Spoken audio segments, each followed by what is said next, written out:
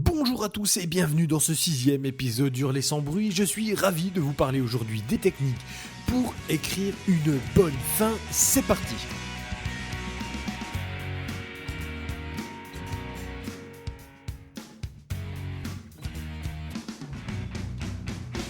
Nous avons vu ensemble au cours de l'épisode 4 comment nous pouvions rédiger un début accrocheur, et cet épisode-ci est une suite logique à l'épisode 4. Nous allons chercher à comprendre maintenant comment écrire une bonne fin.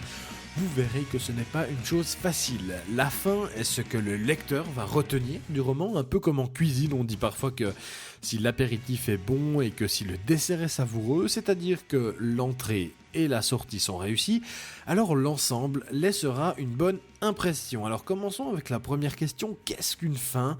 On va essayer de réfléchir premièrement à cette notion même de la fin d'un roman, qu'il s'agisse d'un tome faisant partie intégrante d'une trilogie ou alors d'un one-shot. Vous devez savoir terminer votre roman qui doit avoir sa dynamique propre. Et la fin est un élément massif de la construction d'une dynamique dans une histoire. Une dynamique doit donc être pensée et on peut la penser par la fin. C'est notamment comme ça qu'on va agir lors de la rédaction d'une nouvelle. Je suis loin d'être un spécialiste de la nouvelle, ce n'est pas un format qui me convient. Je pense que plus on écrit court et plus il est difficile d'écrire, et je me suis jamais vraiment essayé à cet exercice qui est pour moi très compliqué.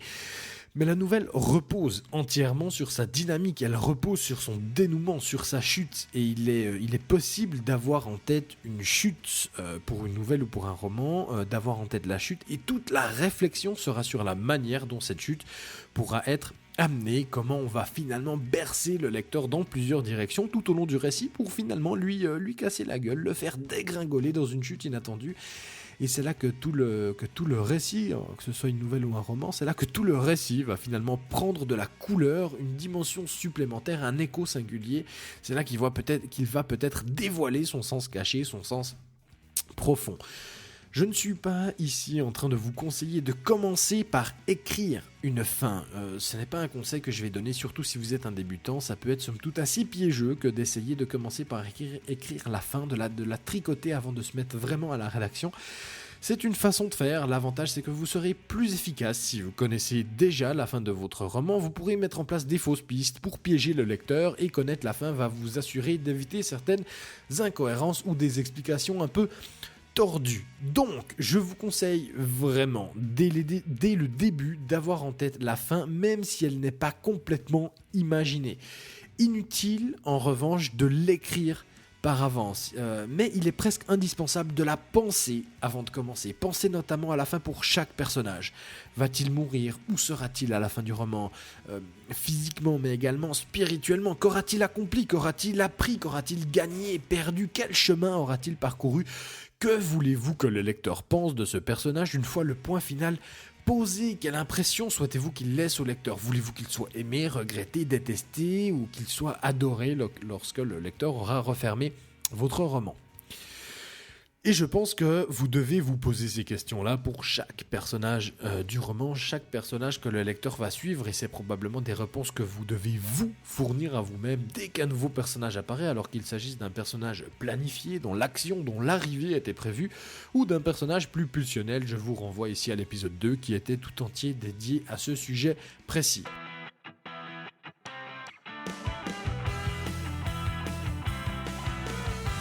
Donc la fin, c'est d'abord et avant tout la fin de l'aventure que le lecteur a avec vos personnages. La fin de ce voyage-là qui a duré plusieurs centaines de pages et probablement plusieurs heures de lecture. J'aime conceptualiser la fin d'un roman par le prisme des personnages. Je pense que ça peut aider à boucler, à terminer une histoire, que d'identifier le chemin parcouru par vos personnages. Par ailleurs, et ça c'est un point de vue très personnel, j'aime penser que la fin du roman n'est jamais la fin d'un monde ou d'un univers, et qu'au final, la fin n'est pas vraiment la fin, ce n'est qu'une fenêtre que l'on referme sur un monde, sur un univers, donc sur des personnages qui par ailleurs continuent eux de vivre, d'exister, et le roman n'était qu'un aperçu de leur vie, qu'une aventure particulière qui était narrée, mais qui n'était pas la totalité de leur existence.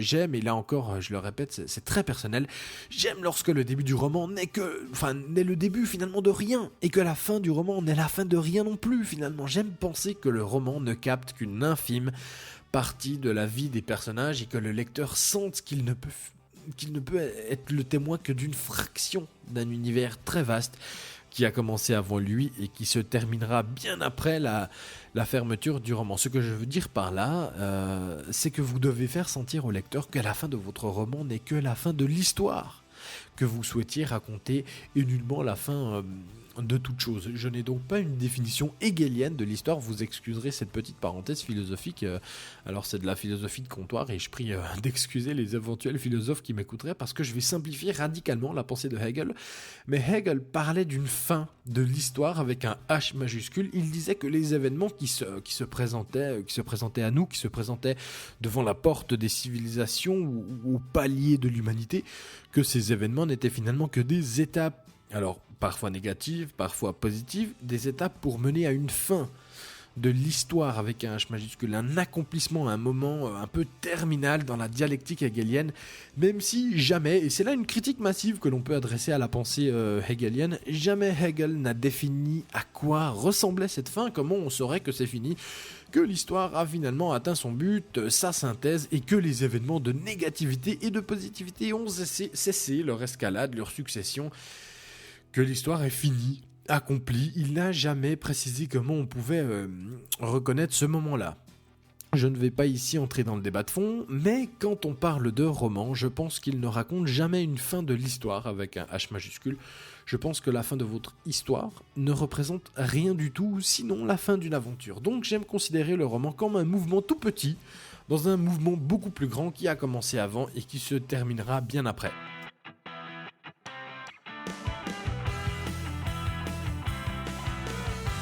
Bien sûr, c'est à vous de définir la notion de fin pour votre roman et à vous de savoir quand la fin doit sonner et à quel moment vous devez refermer la fenêtre. Prendre le prisme des personnages est un excellent moyen pour mettre en œuvre votre fin, mais vous devez par ailleurs, et oui, le métier d'écrivain n'est pas un métier facile, vous devez par ailleurs présenter une fin à votre récit, à votre histoire, à l'histoire que vous souhaitez raconter à votre lectorat. Et il n'est pas toujours aisé de vraiment identifier l'histoire que l'on souhaite raconter. Où l'histoire commence-t-elle? Que souhaite-t-on dire? Et comment savoir lorsqu'on aura dit ce qu'on souhaitait dire? C'est peut-être à ce moment-là, et vous devrez l'identifier, c'est peut-être à ce moment-là que vous pourrez mettre une fin à votre histoire lorsque vous aurez raconté ce que vous souhaitiez raconter. Mais là encore, ce n'est pas si facile que de savoir vraiment quelle est l'histoire qu'on souhaite raconter. Une histoire familiale au fil des âges, ou l'histoire d'un complot, d'une trahison, peut-être une guerre, une histoire d'amour, un conflit. J'ai déjà eu l'occasion de dire, je crois, durant l'épisode 5, que bien souvent, une histoire était en fait l'histoire d'un conflit. Et peut-être devez-vous identifier quand ce conflit sera réglé. Souhaitez-vous mettre un terme à votre roman lorsque le conflit sera réglé? Dans ce cas, vous devez bien identifier quelle est vraiment la source du conflit. Peut-être vous ne souhaitez que raconter comment le conflit gonfle, grandit, naît, et vous arrêtez là où le conflit va vraiment exploser. Et peut-être que votre rôle d'écrivain n'était en fait que de montrer comment pouvait naître un conflit, sans même chercher à mettre celui-ci en scène.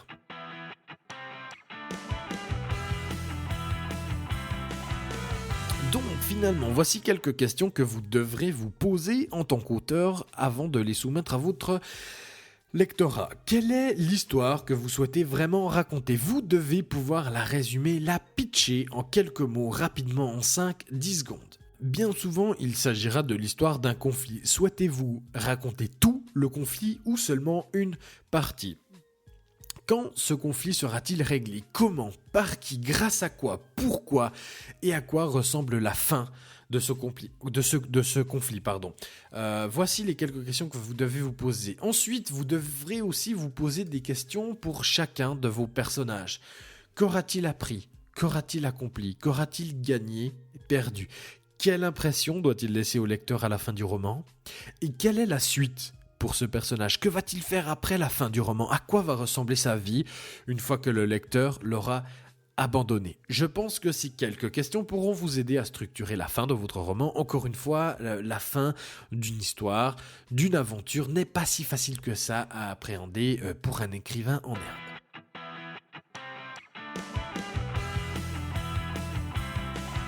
Alors pourquoi Pourquoi la fin est-elle si importante ? C'est une question finalement assez légitime. On en revient à la question du chemin et du but. On peut quand même considérer, là encore, peu importe que vous soyez en train d'écrire une trilogie, un one-shot ou une nouvelle, on peut considérer que le chemin est aussi important que le but. Lire, ce n'est pas vouloir arriver au bout du livre. Je dirais qu'arriver à la fin d'une lecture n'est en fait qu'une suite logique au chemin emprunté avec la première page. Le but, c'est de prendre son pied, c'est de jouir de la lecture, du chemin, et non pas de lire par obligation pour arriver à la fin, à la chute. Et ce serait là, par exemple, le Graal. On aurait atteint le but ici, à la dernière page. Et ce ne serait qu'ici, à la dernière page, qu'on prendrait du plaisir, non pas à lire, mais à terminer sa lecture. Et c'est une véritable réflexion. On ne lit pas pour terminer sa lecture, on lit pour passer un bon moment. Et ce bon moment n'en sera que meilleur si la fin est bonne. Et cette fin sera l'une des constituantes de ce bon moment qu'on aura passé à bouquiner, à suivre des personnages et des aventures. Donc la fin, aussi étrange que ça puisse paraître, la fin, ce n'est pas une fin en soi. La fin, c'est le chemin qui y mène. L'essence du roman ne se définit pas par la fin du roman, mais bel et bien par tout ce qui le constitue, c'est-à-dire le début, c'est-à-dire le ventre, c'est-à-dire la fin bien sûr, mais c'est-à-dire chaque page, chaque phrase, chaque mot, chaque personnage, chaque réplique. Donc, la fin n'est pas une fin, même si on peut nuancer quand même en parlant d'une nouvelle, je pense que la fin d'une nouvelle constitue son essence. C'est parce qu'on veut raconter sa chute, qu'on doit raconter ce qui mène à la chute. Et au final, dans une nouvelle, toute la mécanique, toute la dynamique doit tourner autour de la chute, donc de la fin. Et ce n'est pas le cas, à mon avis, pour un roman. On peut faire un parallèle avec la musique. Vous n'écoutez pas une musique qui pourtant raconte une histoire. Vous n'écoutez pas une musique pour arriver à la fin du morceau. Vous l'écoutez pour l'écouter et pour le plaisir que cela procure. Et je crois qu'on tend, avec cette réflexion, à l'essence de l'art, donc de la littérature notamment, parce qu'on vient en fait de donner une définition à la création artistique qui n'est pas faite pour avoir une fin ou pour mener à une fin, mais qui considère la fin comme une partie du chemin qui n'arriverait qu'après les autres.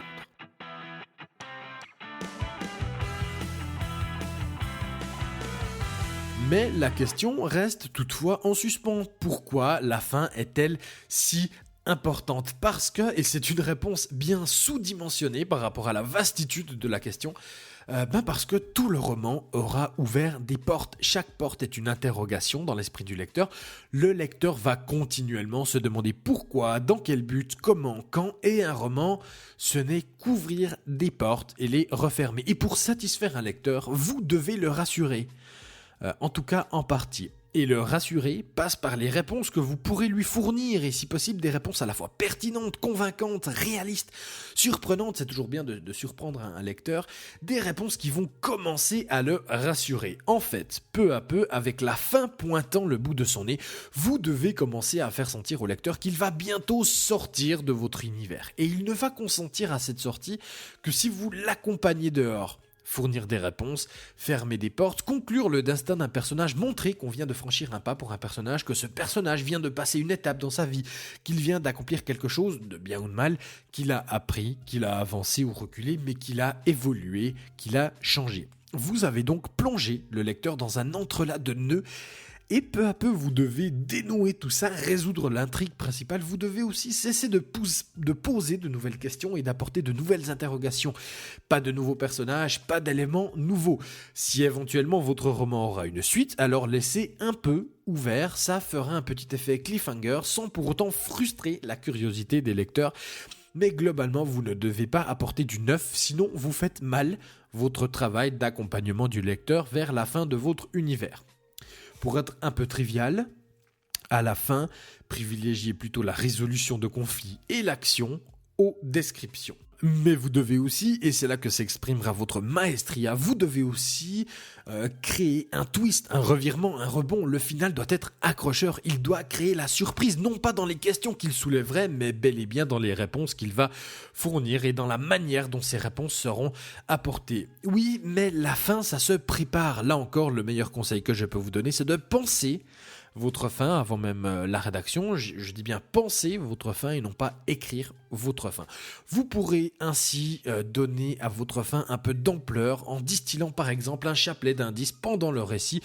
vous pouvez créer de l'attente pour votre finale, donner envie au lecteur de s'y précipiter pour justement être témoin du dénouement. Et je dirais que la meilleure manière de terminer un roman, c'est de donner envie au lecteur d'immédiatement le relire avec une nouvelle information, une nouvelle perspective, et même si le lecteur ne relit pas le roman, il va en tout cas repasser dans son esprit tout le déroulement avec un œil nouveau, et il va tout interpréter différemment puisqu'il possède maintenant les clés pour une nouvelle lecture, une lecture différente, peut-être moins intense mais qui porte un sens nouveau.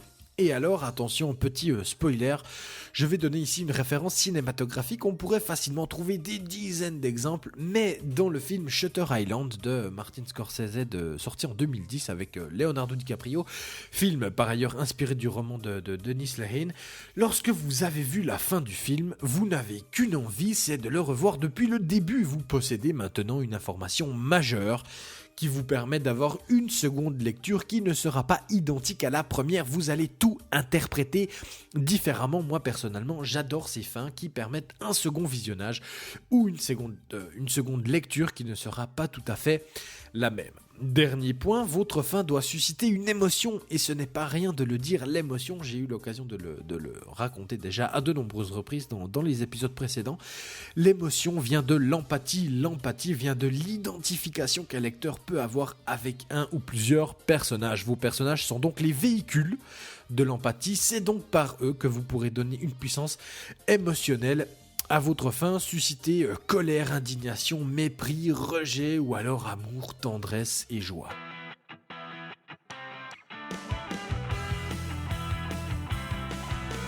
Je vais maintenant vous donner 5 ou 6 petits conseils pour écrire une bonne fin, ce qu'une bonne fin doit être ou ne pas être. Premièrement, la fin doit être le plus possible une réponse à la question principale posée en début de roman. Elle résout les tensions, elle referme les portes ouvertes. Votre histoire doit se terminer peu après le dénouement et non pas 50 pages plus tard. Par exemple, si le coupable a été démasqué et arrêté et que c'était là le but de votre roman, celui-ci doit s'achever quelques pages plus loin. Durant ces quelques pages, des intrigues secondaires peuvent se résoudre, mais assez rapidement.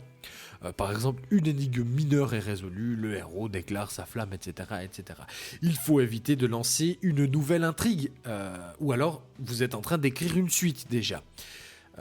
Ou répondre, ce serait une erreur également de répondre à une question qui n'était pas posée. Si vous vous rendez compte que votre fin n'est pas la réponse à la question du début, alors changez de début ou changez de fin. Vous devez tenir vos promesses vis-à-vis du lecteur. Deuxièmement, la fin doit être cohérente, plausible, compréhensible, satisfaisante. Les fins trop faciles, les interventions divines, le fameux Deus Ex Machina, ou alors la mort de tous les personnages, ou le héros qui se réveille et qui s'aperçoit que toute l'histoire n'était qu'un long rêve, où les fins trop alambiquées sont à éviter. La fin peut laisser une marge d'imagination au lecteur, mais ne doit pas être trop béante ou de type à suivre si vous n'avez pas prévu de suite. Troisièmement, la fin doit provoquer une émotion. Si vous êtes un peu sadique, une fin frustrante est tout à fait possible. Et si par exemple, pour changer un peu, c'était les méchants qui gagnaient, attention à cette notion de frustration, hein. Une fin frustrante parce qu'elle n'explique rien n'est pas une bonne fin. Quatrième point, la fin ne doit pas pouvoir être devinée ou alors le plus tard possible, sinon le lecteur, au mieux il va s'impatienter, au pire il va sauter tout le texte pour vérifier qu'il a raison, que son intuition est la bonne, et il va balancer le livre sans l'avoir lu entièrement et il aura probablement raison. La fin doit être d'une façon ou d'une autre une chute, le mieux étant une succession, une cascade de chutes. Une chute, ça signifie quelque chose de surprenant, d'inattendu. Une fin au renversement multiple, c'est peut-être le plus difficile à mettre en place, mais c'est très efficace et c'est vraiment délicieux. Dernier point, l'approche de la fin du roman doit créer une sorte de frénésie chez le lecteur. Elle doit attiser son envie de tourner les pages plus que dans n'importe quel autre moment de l'histoire. Si possible, il doit sentir que l'énigme va se résoudre, que le coupable va être démasqué, que la guerre va arriver à son terme. Quelques clés pour générer cette fameuse frénésie. Un compte à rebours qui approche de son terme. les personnages qui retournent leur veste, alors soit du bon, soit du mauvais côté, notamment le grand méchant qui n'est pas du tout celui que l'on croyait. Des personnages que l'on croyait morts ou disparus et qui ne le sont finalement pas. Dernier point, des personnages qu'on croyait secondaires, ou en tout cas qui ont été présentés comme tels, et qui ont finalement un rôle majeur dans l'intrigue. Cette frénésie à l'approche de la fin sera d'autant plus forte si tout votre roman tend vers elle. Chaque chapitre doit amener son lot de questionnements, de tensions, de nouveautés intrigantes, avec pour point de fuite le dénouement tant attendu.